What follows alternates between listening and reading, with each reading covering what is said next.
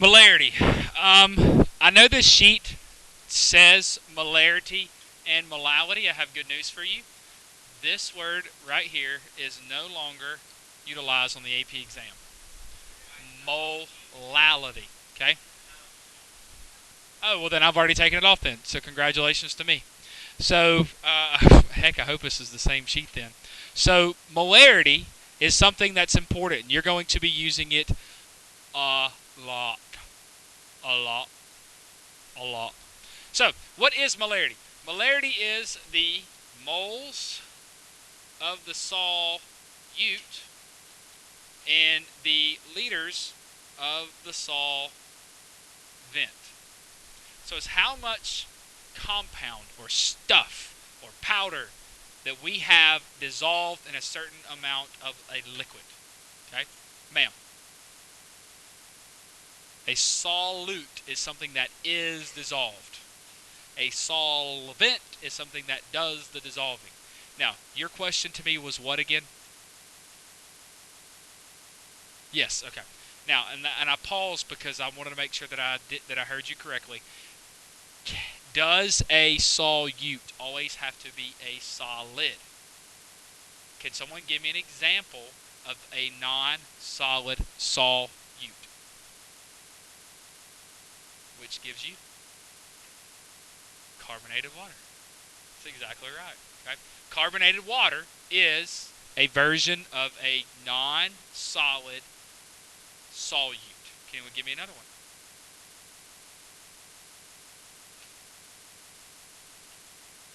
It is a gas. Carbon? That's a great question. How do you get carbonated water? You mash it together. If I take a Coca-Cola and open it up and leave it sitting out on the counter, what's going to happen? It's eventually going to go flat, right? What is flat Coke by chemical definition? Water and no carbonation, right? Which is no carbon dioxide. So eventually the gas tries to escape the liquid. Now, on the second part of that, what happens if a pond is not oxygenated properly? Algae grows and fish die. So, are water sources oxygenated? Yes, which means it has dissolved oxygen in it. If it didn't have dissolved oxygen, all the fish would die. So does that make sense? Okay, so that is two examples that we do things regularly with that are non-solid solutes and solvents. Does water have to be the only solvent we can use? No, okay, because will oil mix with water? No, but are there things that you can dissolve oil into? Sure, alcohol. Okay, so we'll talk about that question. Yes. Good, sounds great. So this is really simple, and I know some of you hate these things, but I don't really care.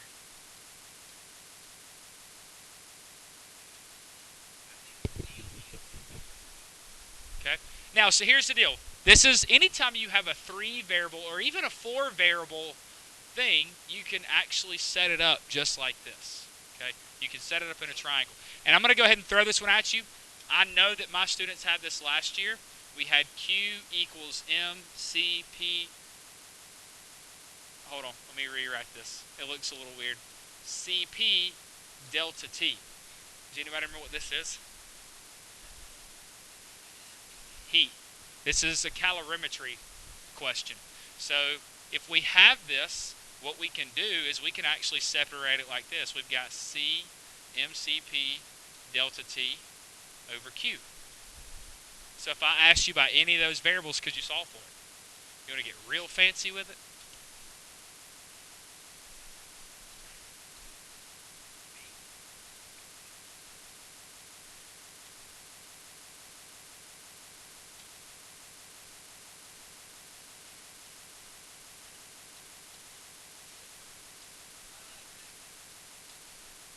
Okay? So if you want to get really fancy with it, you can throw things like that in there. Now, I don't know if you need that, but if you want it, you can have it. Okay? But anytime you have any sort of linear expression, you can always plug it to a triangle as long as you understand how things are related in the triangle. Does that sound good? Spectacular. That button. Okay?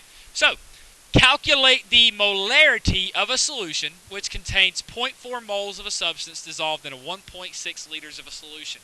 I expect you to know exactly how to do this. So what would you do?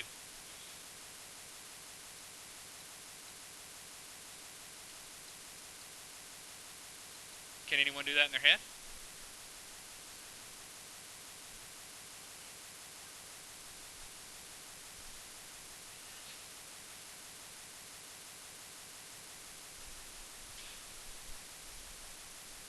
Which one? The left one? My apologies. Does it have to have points to be capitalized? That's fine. Whatever makes you happy. I won't do that, but whatever makes you happy. It is a quarter. Wait a minute. No.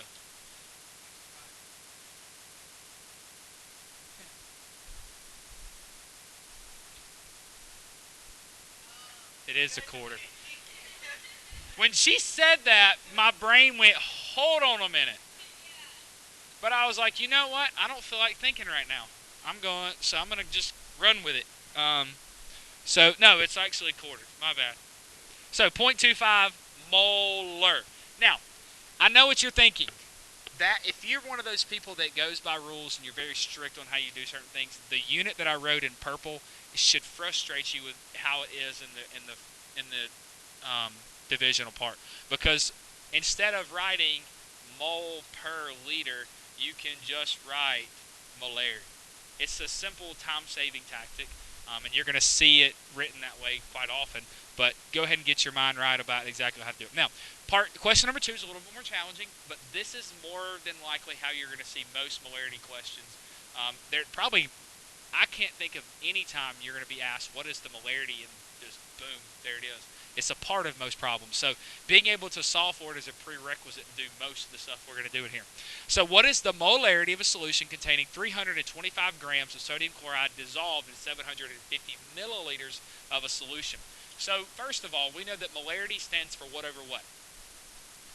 Moles over liters. Well, these dadgum fools gave us grams and milliliters. Okay? So, these silly gooses, right? So, we've got to do a little bit of stoichiometry. So, we got to stoich it up. So, 325 grams of NaCl, and then sodium chloride is 58.55, is that right?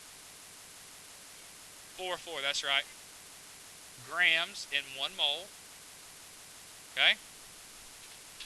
So, now where did that 58.44 come from? That's the molar mass of sodium chloride.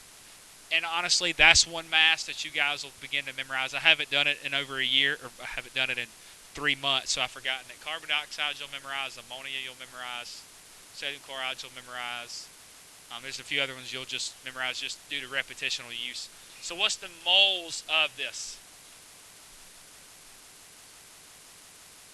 5. What'd you say? Okay, 5.56 moles of NaCl. Now, the next part is a little easier because it tells you 750 milliliters of solution. So, but we need it liters, so what do we do? Okay, or you can just move the decimal 3 places to the left, and it's 750 liters. Okay, which will give you a concentration of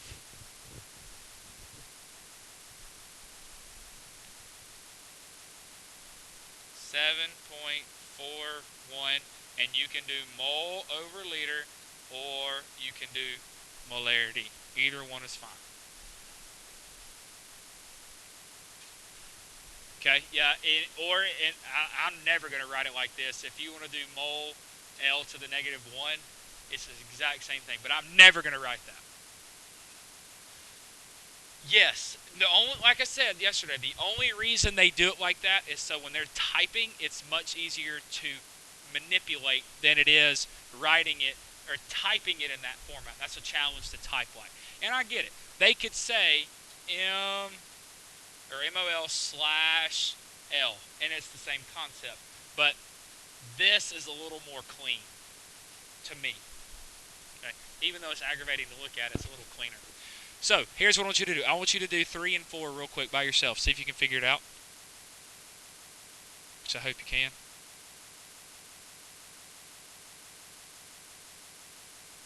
All right, so let's go ahead and look at number 14. So number 14 is 140 grams of potassium chloride. So my first question is, what is potassium chloride? What is it? Formula. All right, KCl is dissolved in 600 milliliters of water, and then what is the molarity? Now, what is the problem with the, hang on, let me make sure, the numerator unit. The numerator. Where's the numerator in a fraction? The top must be in what unit? Moles, and what's it given in? Grams, Tristan. 140. No, question 3, 140 grams. Okay, if I messed it up, I'm sorry. So we've got 140 grams of KCl, and we've got to get the grams into the moles. Now, what's the molar mass of KCl? 74.55 in 1 mole, and then what's your number of moles? Now, I'm going to ask you a question. This got some of you. How many significant figures are in 140? 2 of them. The reason why is because when you look at 140, this goes back to the Atlantic-Pacific rule. Is the decimal point present or absent? Absent. We're going to start A because this is where the Atlantic Ocean is. We go to our first non-zero, which is what? 4, and count everything. So there are 2 in this number. Does that make sense? So how many moles in 2 significant figures? Okay, so 1.9 moles. Now, is our denominator unit correct in the problem? No. What do we need to do with it? Divide it by 1,000, or just move it 3 places to the left, and that gives us 1.9 divided by 6, which is a grand total of what? 3.2 molar. 3.2 molar. Molar. Yes, ma'am.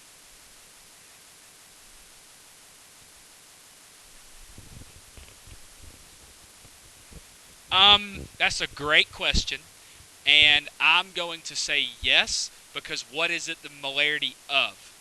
Does that make sense? That's right. And I apologize for not doing that a minute ago, but it's 3.2 molar solution of potassium chloride. Okay.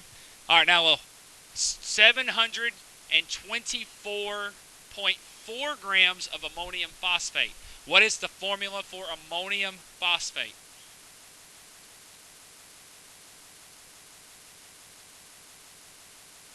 Very good. So NH4 in parentheses, 3PO4. Okay. So you got to do a little bit of a calculational thing there with all the masses, because you've got 3 N's, 12 H's, 1 P, and 4 O. So your mass is going to be somewhat significantly large. So we've got 724.4 grams of this stuff. I'm just going to put X because I don't fly, or I'm going to put Z because I don't fly writing all of it. And then what is the mass of that ammonium phosphate? 149.12. Okay, in 1 mole. Now, how many significant figures are in 724.4? 4 of them. So what's your answer in?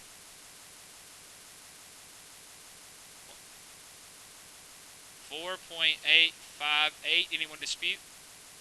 Okay, that's moles of Z. Now, is your denominator unit correct as is? No, now this was going to be a little bit weird, because all we're going to divide, we're going to move it 3 places, and that's going to end up giving us 4.500 liters. And then, what does your molarity come out to be? Okay, 1.080 molar of ammonium phosphate. Now, I know I'm real lazy, but I went ahead and just put Z. Tristan. Oh, very good. Thank you. Jamil, was that your answer to or question?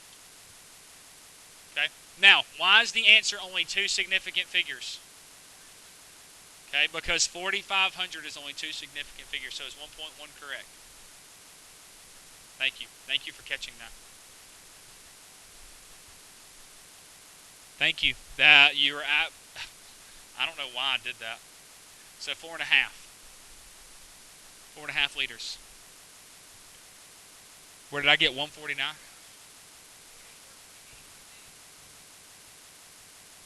Yeah, because it's 4 significant figures. Because, all right, now, that's a good question. Where did this number come from? It came from that. Does that make sense? Okay. All right. Now, the reason that the answer is only 2 significant figures is because in the fraction right here, it was 4 divided by 2, and 2 is the least amount. Okay. Now, 5, 6, and 7 are going to be a little bit different. So when you look at 5, it says you are making 2.2 liters of a 3.1 molar silver nitrate solution. How many moles of solute are there? Now, before we get into the question, I have a secondary question. When it says how many moles of the solute are there?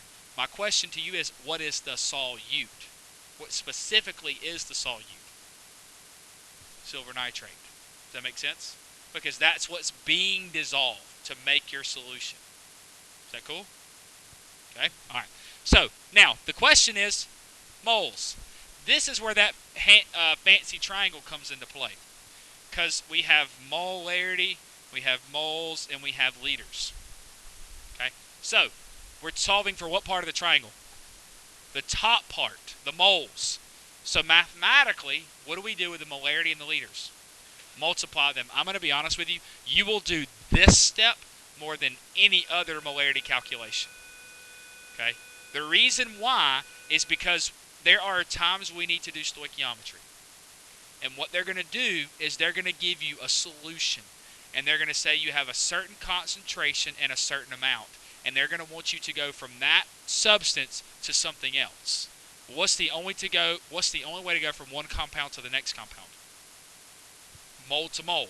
Well, if you have molarity and volume, can you get moles out of that? Yes. Okay. In fact, let me be honest with you. If you have to do stoichiometry, would you prefer being given grams, or would you prefer being given concentration and volume? You know why you're going to say grams? Because you've done it your entire time in here and you're comfortable with it, right? But what do you have to do with grams? Do you have to use the periodic table and calculate all that mass? What do you do when you're given a concentration and volume? You multiply those numbers together. That's it. So stop and listen to me one more time. I want you to think about this. Would you rather be given the grams of a compound or the molarity and volume of a solution? Okay, so there's 2 reasons a second ago that you said that you'd rather have grams. Number 1, you've been used to it. And number 2, if you have grams, is that 1 number or 2 numbers? That's 1 number. That's so many grams, right? But with the solution, with the solution, you have molarity and concentration. A molarity and a volume. Do you agree that's 2 numbers? More numbers freaks you out. You with me? So what do I do? I'm going to clear this entire thing. So to find moles, what do I do to those 2 numbers? Multiply. Do you even need the periodic table? You kind of need your calculator, but it's for one function. So embrace this as actually being easier than grams. So when you start seeing stoichiometry style problems, I would be begging for this. Now, there's only one little curveball they can throw at you. What if they gave it to you in milliliters? It's just as easy, right? It's one little small movement of a decimal. Did you still need the periodic table? Did you have to calculate all this junk about the formula? No. You just move a decimal 3 places and you're still rocking and rolling. So embrace the concept of molarity and volume being easier than grams. I have realized over the past few years that I did not force that down their throat enough to embrace it as being easier. People push it away because they said, that's 2 things versus just dealing with the one thing I've been used to. Grams takes forever to calculate, doesn't it? Especially for ammonium phosphate. That took forever for you to figure out. You just multiply these 2 numbers together and you're done. You're moving. Okay? So we've got molarity times liters. So it's 2.2 liters times 3.1 molar, which gives me what? Okay, so 6.0 moles of whatever, and there's my answer. Now, what is it specifically moles of? Which is AgNO3. Why are there no subscripts in there? Very good. Silver's always a 1. Nitrate's always a 1. Yes, sir.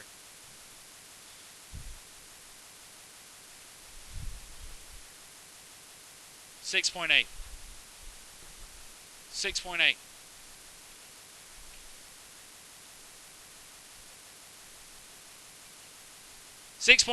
Now, see if you actually let's go one more step. Let's look at number 6. Number 6 is how many grams of magnesium chloride are needed to make 700 milliliters of a 1.4 molar solution. So, but here's the problem. This is where it gets a little like, huh? They ask about grams, but they give you volume and concentration. Can you still get the grams from the two other numbers? What do you have to go through first? Perfect. So it's really backwards from everything we've done. You start with the molarity and the volume, you get to moles, and then you convert it to grams. Okay? Now, are the units given in the problem the best units? No, what do you have to do to one of them? Change it to liters. So we've got 1.4 molar times 0.700 liters, which is what, 2.1? Right? No, that's not right. What is that? 0.98? But it's only how many sig figs? 2. I know, but we're still gonna 2 significant figures. Duh. That's really.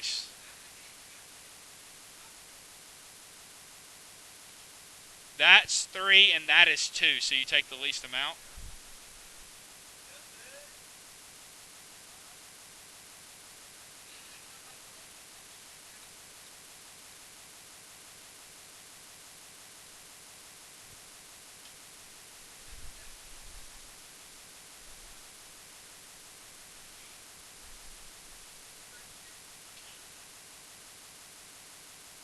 But we need to do Atlantic Pacific.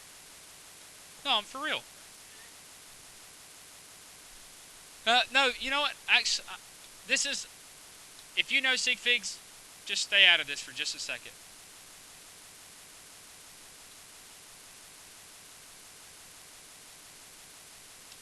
Now, these numbers are very vastly different, even though they look fairly similar. Would you agree with that? So, if we do Atlantic Pacific rule, would you agree they both have the decimal point present? So we're going to start on the Pacific side of the number. Would you agree with that? You go to your first what? Non-zero, so the top one is right here. You count it and everything. That's how many? 3. This one, same concept. Start on the left, go to your first non-zero, which is what? 7. Count it and everything. So they're both still 3. Does that help? So if we wrote 700, so the bottom number and the top number are identical except what little small thing is missing? The decimal. It is absent this time. So we're going to start on the Atlantic side. Go to your first non-zero, which is what? And there's nothing else to count. So adding that decimal point makes it significant. Does that help, Elizabeth?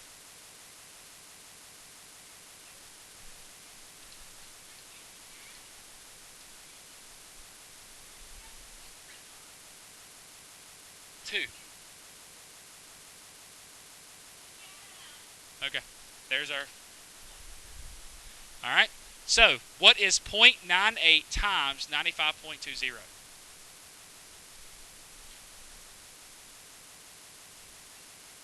Yeah, that's right. 93. 93 grams of MgCl2. So let's think about this out loud and experimentally.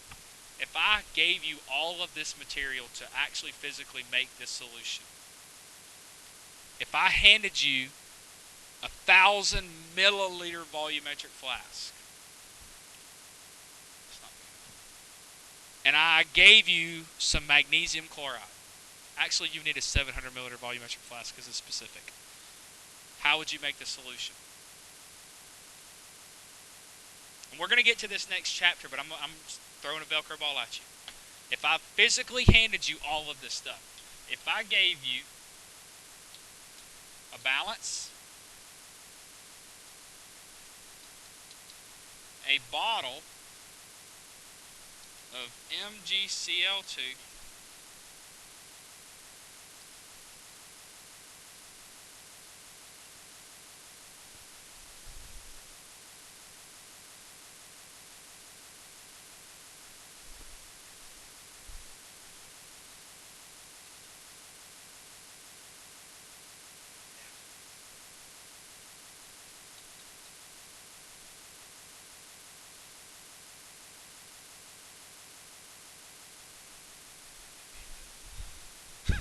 if I gave you these three things, or these five things, a balance, a stuffed magnesium chloride, a 700 milliliter volumetric flask, a spoon, and what is that? And I did a really bad job of drawing the thing above the water. That's infinity. Infinity means excess, unlimited water. Okay. Now, not really water. What kind of water? Dewater, distilled water, deionized water. Okay. How would you make this thing?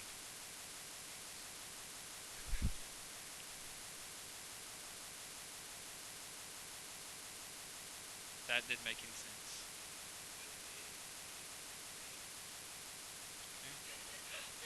I do know what to do.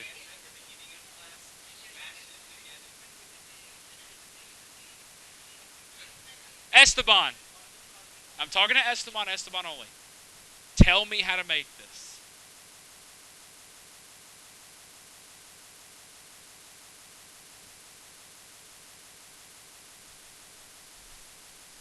Actually, I'm missing something on my drawing.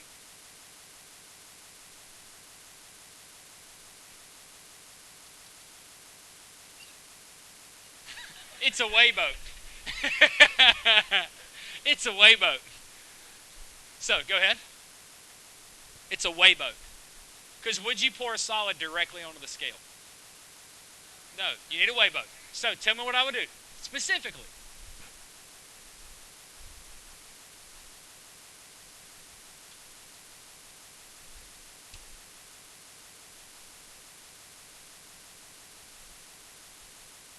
How much?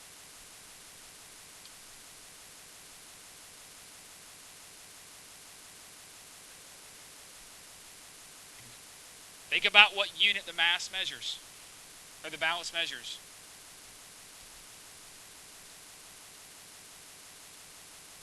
Would you agree with that? Okay, so we got 93.3 grams of magnesium chloride. Then what would you do with that? Okay.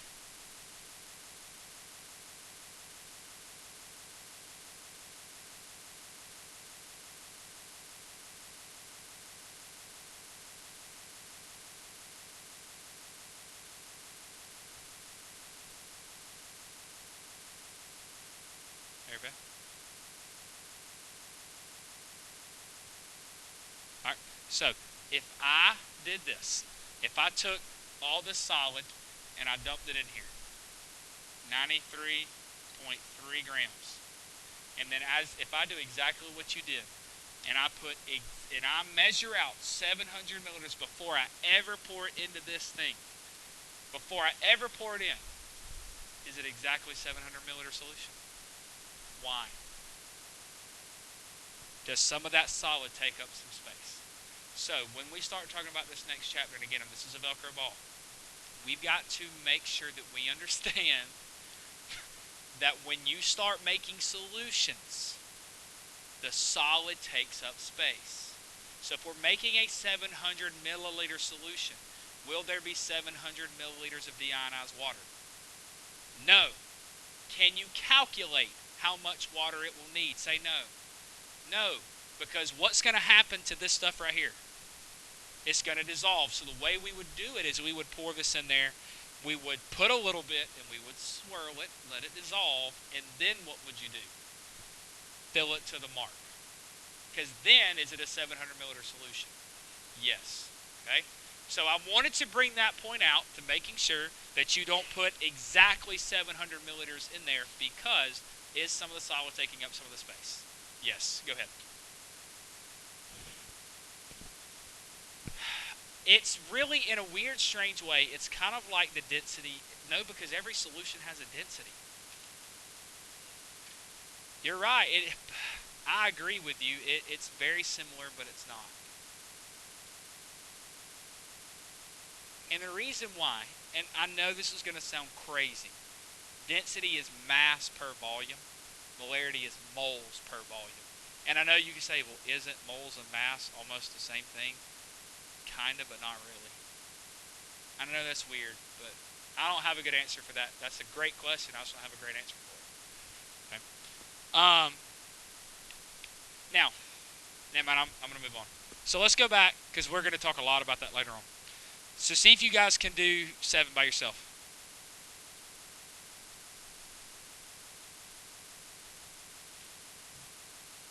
I'll be nice again and give you the masses of the elements that are present.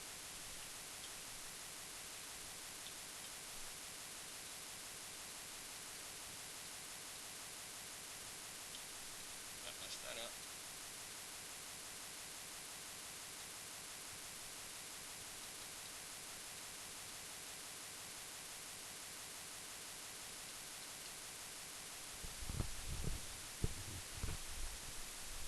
That's the mass of each element. You've got to figure out how many of each are present. All right, so we've got 93.2 grams of copper 2 sulfate mixed in 290 milliliters of solution. What's the molarity? Now, what is the chemical formula for, or the formula for copper 2 sulfate? Very good. CuSO4. And we've got 93.2 grams, and I'm just going to put Z again because I'm not writing the whole thing. And we've got grams, and we've got moles. What's the molar mass of copper 2 sulfate? 159 point what? 61. That gave us how many moles? 0.585 moles.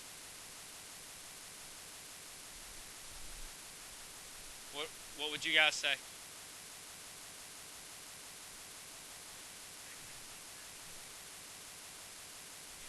Is it really going to make that big of a difference? No, but it's fine. Whatever. Okay. Now, the volume that's given, is it appropriate? No. So 0.290 liters. So 0.585 or 584 divided by 0.290 is what? 2.01 molar.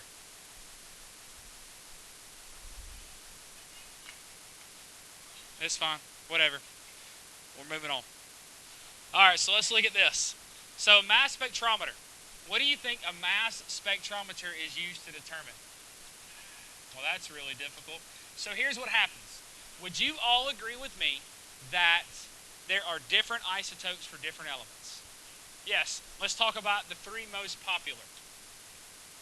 Carbon 12, carbon 13, and carbon 14. Now, are they all carbons? What else do they have in common atomically? Okay, very good. So we've got 6 protons each. If they're neutral, they have 6 electrons each. But when they begin to differ in masses, they begin to differ in number of neutrons. So this one has what? 6 neutrons. This one has 7, and this one has 8 neutrons. So here's what happens. You can take any different compound, any sample that is made up of the same stuff, or it doesn't even have to be the same stuff because you can figure it out based on the end result. And you can send it through a mass spectrometer. And what it's going to do is it's going to tell you the percent of each isotope in that sample. So if I have a sample of a bunch of carbon atoms, it's pure carbon, but there's a mixture of 12, 13, and 14, and I want to know how many of each are present in that sample, this is what I would need to use. So here's what happens. You start right here. Okay? You send that through. So then, what's going to happen is you've got the heating device to vaporize the sample. So what's it going to turn into? going to turn into a gas. Okay? Now, these two things are ion accelerating electric fields. So what happens here? It speeds up. Then it hits a magnetic field. And this is one of the most important things. It separates it. Okay? Say it again. Yes. Okay. So what happens, it says here, the most massive ions are on the bottom. Now, obviously, how could we label the top? Least mass. But I need to ask you a question. Is there a curvature to this thing? Yes, there is a reason. Excuse me, there's a reason for the curvature of the detector plate. It's just that thing that receives them and tells you is attached to the computer. Why would let me actually ask it a different way. What would cause them to separate based on their masses? Well, that's true. But why would the least massive go one direction and the most massive go the other direction? Like mass and gravity. Fantastic. So, if you notice, which type of ions change the least? Change the least. It changed the least angle. It has the shortest angle. The most massive has the smallest angle. It doesn't bend it as far because it's heavier. Yeah, it can't. It basically it'll end up crashing. Okay.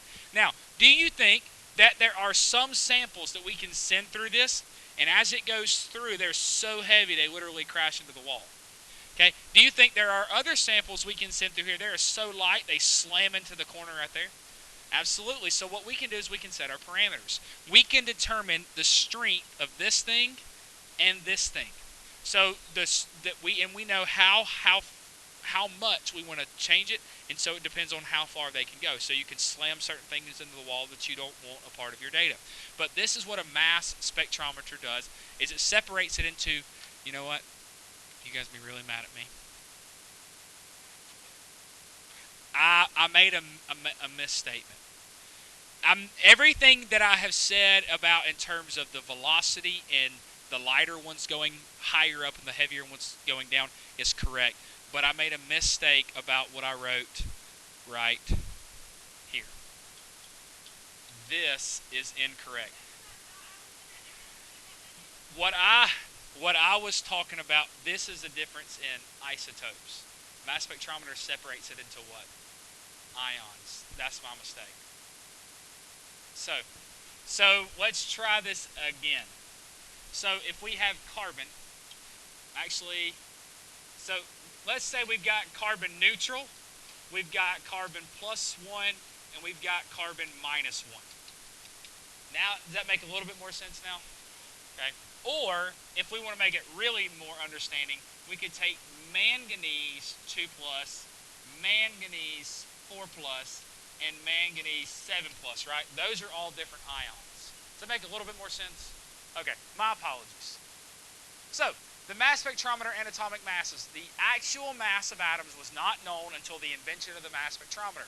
In the mass spectrometer, ions of high mass deflect less, so I would know that. Okay, so ions of high mass deflect the least. Now, what is the opposite of that statement?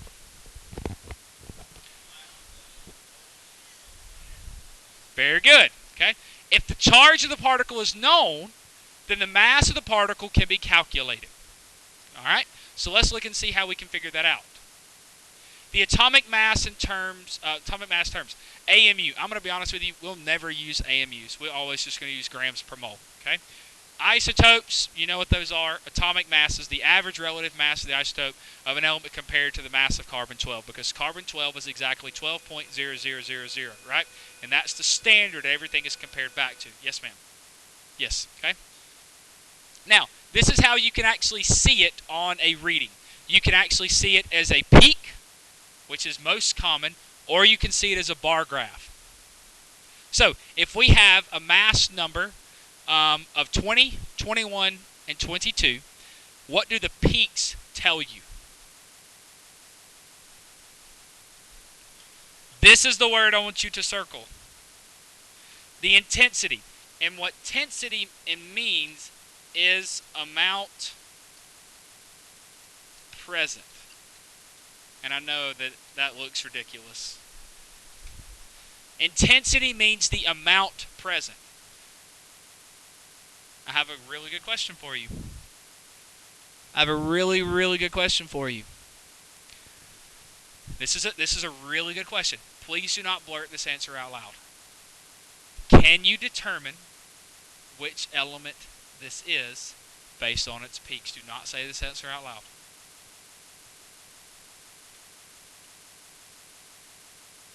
Justin, you seem to have an answer. Who is it? Ryan, who is it? No. Who is it, Trevor? It is neon. And here's how you know that it's neon. If you look up the mass of neon on the periodic table, it is 20.179. Now, if you look up there, remember, do isotopes have specific masses? Yes, every atom has a specific, because can you have half a neutron or proton? No, so every atom has a specific individualized numerical mass. Okay, so where did all these decimal points come from if atoms are always whole numbers? It's an average of the isotopes. So the way they get that 20.179 is because are all atoms of neon exactly 20? No. There are two other isotopes. You have neon 21 and neon 22. Okay? So 91%, if I handed you a bag of 100 neons, how many of them would you expect to be neon 20? 91 of them. How many would you expect to be neon 21? 4. Can you have 0.3 in a bag? You would expect none of them to be. However, if you had one, that would be statistically within reason. How many would you expect them to be carbon 22? 9. So here's the deal. If you had 91 20s, 9 22s, how much is that? 100. Okay? So, if one of them is 21, you're going to have to pull it from the 20 or the 22. Does that make sense? I know I kind of used a bunch of numbers. Madison, does that make sense?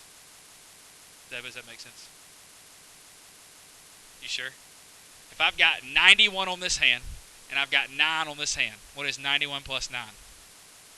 100, right? Can't have more than 100 in a bag. So if I need the middle one to show up, I've got to pull from one of them for it to show up. Does that make sense? Okay, good deal. All right, so that's readings. The average mass, atomic mass is the average, circle that word average, of all of the naturally occurring isotopes of that element. But it's also based on the percent abundance. Okay, so not only do we want to do of the average, and so add this for me because this is really incomplete, and the percent abundance, because I want you to tell me something. If we took the average of all of the naturally occurring isotopes of that element, would you agree that carbon, there's a carbon 12, a carbon 13, a carbon 14? Would you agree that's true? What is the average of 12, 13, and 14? What is the average of 12, 13, and 14? 13. So if we took the average of all three isotopes, you would expect the mass to be 13. What is the mass of carbon? 12.01.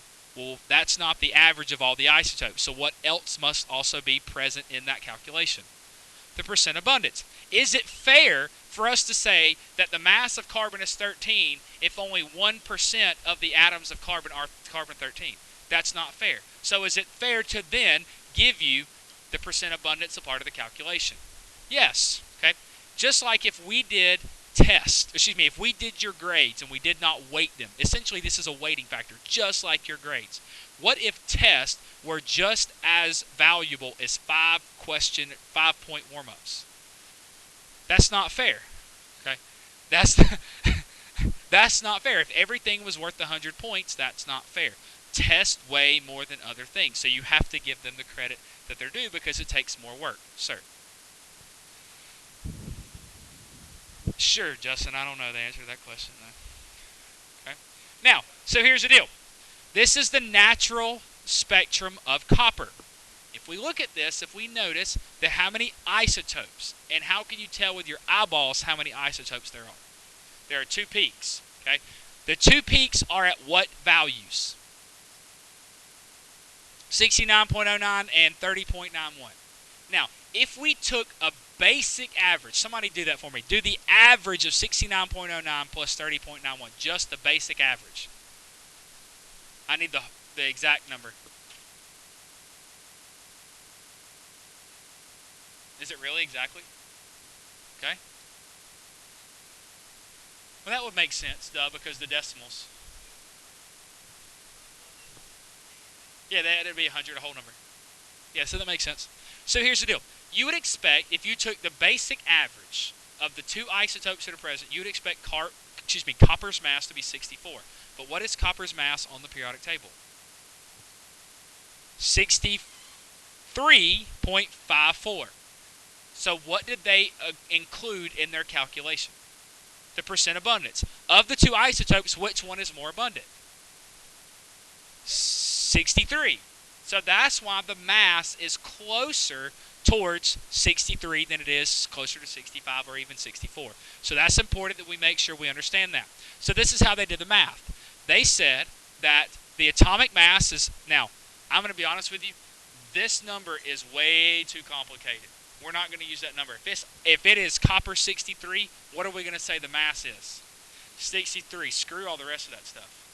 Okay. If it is copper 65, we're going to say, screw all that. We're going to go with 65. We're going to make our math nice and simple, right? Just like if it's carbon 12, it's not 12.0001.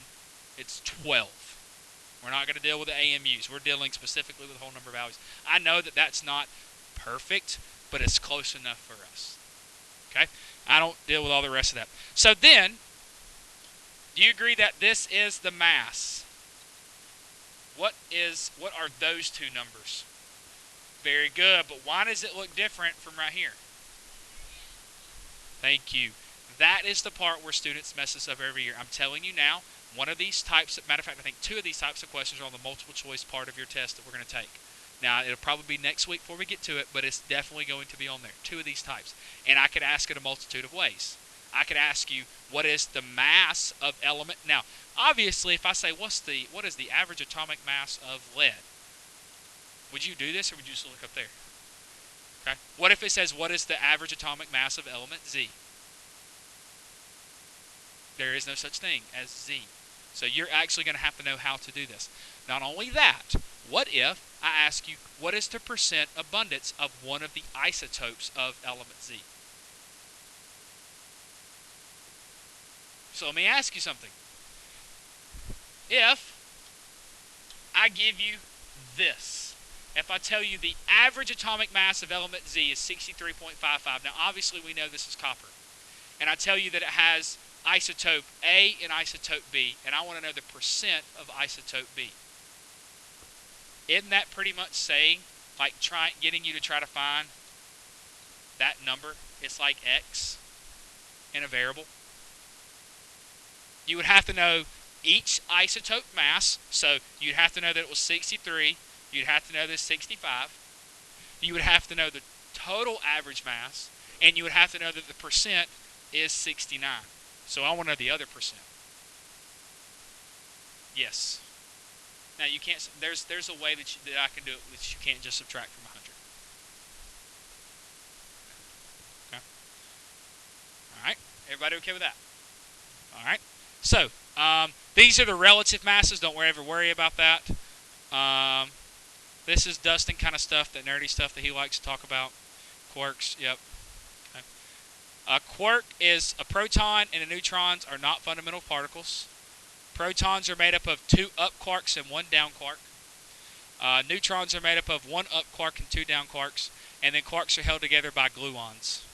So if you're like there's actually 4 different types of quarks. There's up, down, spiral, and something else. Look it up, Dustin. You're a nerd.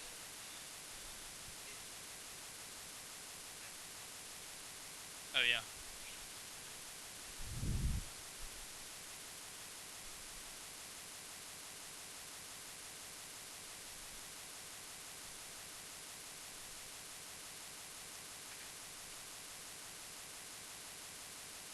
All right. So now, um, number one, the diagram below represents the spectrum of chlorine. It's important that you understand that this is chlorine, consisting of 5 peaks labeled 1 through 5 in Roman numerals, respectively. Peak 1, this is the most important part. Peak 1 is due to chlorine 35, and that's the chlorine ion 35. Okay? Now, my next question. I want you to, just for a second, completely ignore that. For just a second. We're not paying any attention to those 3 on the far right. Okay? Let's look at the next one. Look at peak 2. My first question is, how would you know how much that thing weighs? And the mass at the bottom. Yes, sir. Yes. I'm going to go ahead and forewarn you now, guys. Anytime we have a chart or a table, the first thing you need to look at are the axes. You've got to determine exactly what this stuff is referring to. Okay? You have to do that. And I know what you're going to say. This peak right here looks really weird. Why? You would assume that that's 100%, and that kind of defeats the whole purpose. If you have something that's 100%, how do you have anything else? You can't assume that. We're just looking at the height levels. Okay? We're not worried about the percentages. So my next question is, we know that this is 35. So which chlorine would this one be? Very good. This is chlorine 37. Chlorine 37. How do you know? Does that make sense? Okay, because the x-axis has the mass values, and there's one line between 35 and the dark bar, which makes this 37. So, if we wanted to know what the average atomic mass of chlorine is, if you took the basic average of 35 and 37, what is that? 36, but is that the number on the periodic table? No, chlorine is 35.45, which tells you if both isotopes of chlorine are 35 and 37, if it's closer to 35, which one is more abundant? 35. Yes, ma'am.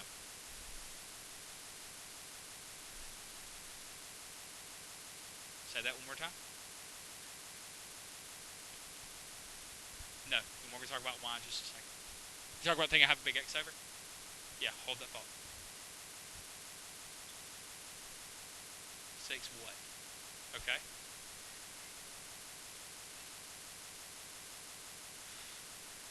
All right. All right, let me pause this. Because Mason's going to watch this and be like, what are they doing? All right, so here's the deal. All right, so we've got these 2 isotopes. And I know what you're thinking. If we're just talking about chlorine, that sounds really weird for all of a sudden for us to have these 3 strange looking peaks over here. But let's talk about the mass part of it first. So, what is the mass of peak 3? 70. So this is 70. What is peak 4? 72. And what is peak 5? 74.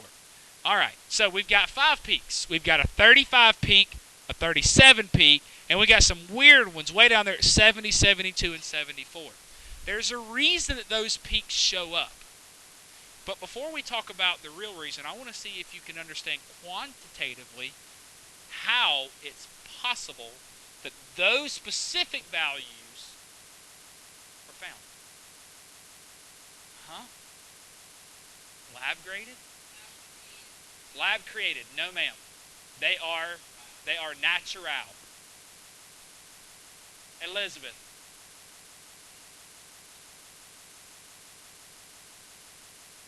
Pure. Okay, so you're telling me that those contain molecules other than chlorine. That's your hypothesis. I'm just digging. Tristan, David, you got something? Edward, you got something? Where's Chance? Gotcha. Ryan, what you got? I know. I'm seeing these people that don't have.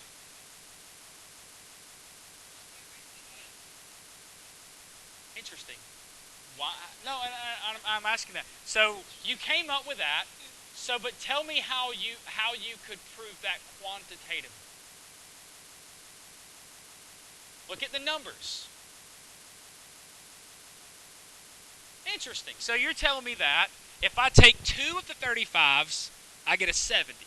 Now, Ryan and Ryan only. Then how did you come up with 72? Okay, so 135 and 137, one of each. All right, no, then how did you come up with 74? Interesting. So let's add to this hypothesis of yours. So you're telling me that the peak three, this is 70. No, I like this. You're learning as we're going. Stop. I'm talking to Ryan. So we've got. He didn't do this. Nothing. We've got peak three, which you're telling me are 235s. Peak 4, which is a 35 and a 37, and then peak 5, which is 274s. Now, here's my next follow-up question. If I tell you that that is a plausible statement, why would then peak 3 be taller than peak 4, and then peak 4 taller than peak 5, based on your theory that you pulled from the other side?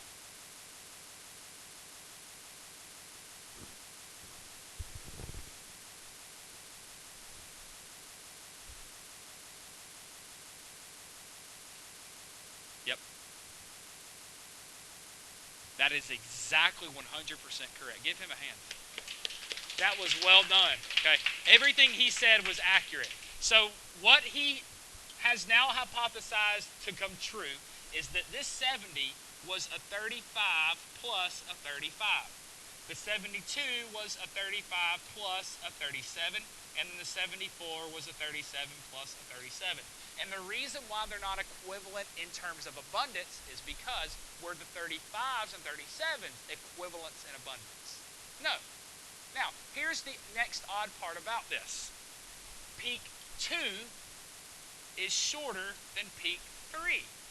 So what's even more interesting to come across is that two 35s together are more abundant than finding one 37 by itself. Not only that, it's even more abundant to find a 37 and a 35 than it is to find just a regular 37 by itself. And you said the first word earlier, that D word, that chlorine is a what? Diatomic. So does this prove that if you're going to find a chlorine, you're probably either going to find 135 by itself or you're going to find it in what other form? In a diatomic form. So this proved to them when they started doing these studies who the diatomics were. Now, is it possible for other atoms to form diatomic molecules in a split second? But are they abundant enough to make it useful for reactions? No.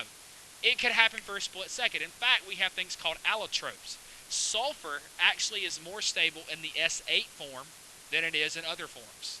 Just like if you took phosphorus, it's actually more stable in P4. So they're greater than diatomics. They're larger, but they're just as stable. Okay? It would look very similar to that. Matter of fact, let's talk about how could we... No, I like this question. I think it's important to discuss these things. If this were oxygen, how else could we change it? What could we do to the data? We're going to leave the peaks the same, but what could we do to the table to make it look more like oxygen? Change the masses. So would you agree that more than likely this, we'll call that 16, and we'll hypothetically call that 18. Okay? So this would not be 70, it would be what? 32 and so on. So does that kind of make sense? How if we did it for nitrogen, exact same concept. Any of the diatomics would look very similar to this. Yes, sir. Yes, sir. Yes. Their masses would be further apart because if you take one phosphorus atom, let's say it's phosphorus 30, or excuse me, 31. Well, what is 31 times 4? 1200, right? The periodic table. I'm looking at masses. Say it again. Yeah, 124. So there would be a peak, a really high peak at 31, and then not another one till way down there at 124. Well, if you think about sulfur, let's say it's 32. What is 32 times 8? So you would have one there at 32, and then one way down at 256. Does that make sense? Okay. All right. So real quick, let's run through this. A, what is the analytical technique that would give a spectrum shown like this? What's the mass spectrometer? B, how many different isotopes, listen to the way this is worded, how many different isotopes exist for the chlorine atoms? Atoms. 2. Atoms are 2. Because what do they have to do to then make the other peaks? They turn into a molecule. State why the spectrum of chlorine consists of more peaks than your answer above. Now, do you see how that can follow through? Because they form diatomic molecules. Now, Elizabeth, I loved your thought process earlier. Could it possibly have been because of an unpure sample? But what if we did sample after sample after sample after sample and still got the same results? Then would it prove true that they're diatomics? That it wasn't just because of a random outlier. This is how they figured it out. The first time they did it, it freaked them out. So they had to continue, and they finally got the same results to prove it to be true. Okay. D, what does peaks 2 and 4 might be due to? 37 atom, and peak 4 are a combination of 35 and 37.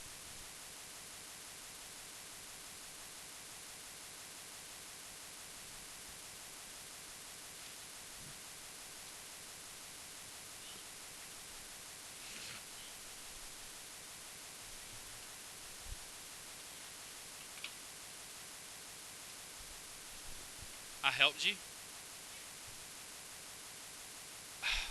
Nice. This one right here? Well, let's talk about it. I mean, you don't have to write anything. No, you don't have to write anything down. I just want to talk about it out loud. If the mass of the sample of chromium has 4 peaks, that means it has how many isotopes? 4. It's got a 50, a 52, a 53, and a 54. If those 4 things are going to bend around this curve, which one is going to bend the least? The heaviest one, right? So if I handed you a really, really heavy lead bar, you can barely bend it, right? What happens if something is kind of malleable? You can just bend that sucker all the way down, right? So the heavier one bends the least, and the lightest one bends what? The most. This thing is driving me nuts.